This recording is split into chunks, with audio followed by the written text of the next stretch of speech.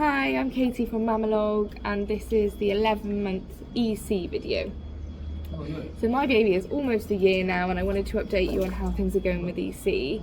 His signalling is very strong, it's very consistent, but it's not 100%.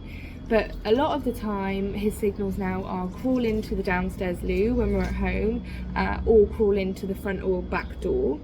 He'll often be sitting quietly playing with his toys and then suddenly just dart towards a door or leave a room or go to the loo, and that's a really clear signal that he needs to go. He has been preferring to do his wheeze outside.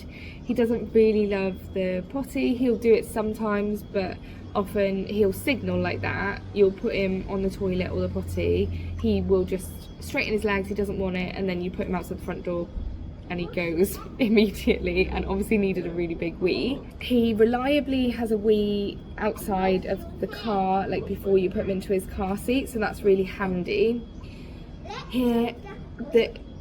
So during the last month, there was about 5 days where about 10 minutes after he'd wake up, and he'd already done his wee first thing on the potty, about 10 minutes after that, he would be needing a poo and doing a poo in his nappy, and I just kept missing it for like 5 days straight, and I was like getting really frustrated.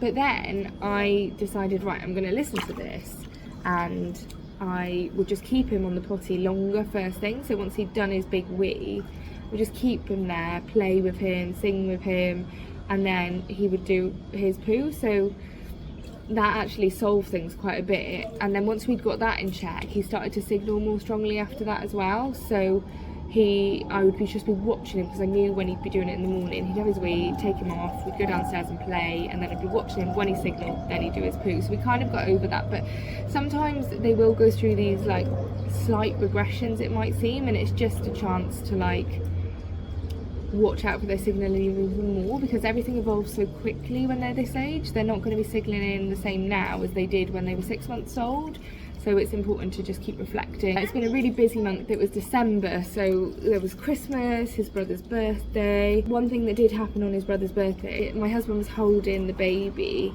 and trying to keep him still so we could really concentrate on his older brother opening his birthday presents.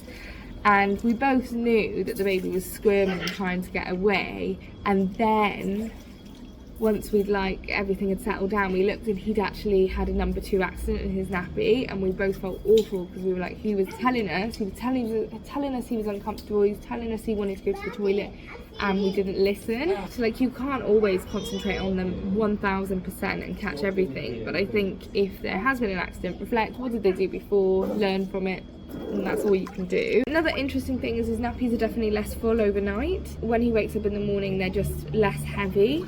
So it's not that he's waking up less, but he's obviously learning to wait a little bit until the morning. Maybe I should be pottying overnight, but honestly I'm so tired and he wakes up so often that I've just never got in the habit, and we've just never done that. He's also started to understand where toilets are in other people's houses. We're really proud of him, proud of us, of how it's going, and really happy with the decision and looking forward to his first birthday. Bye.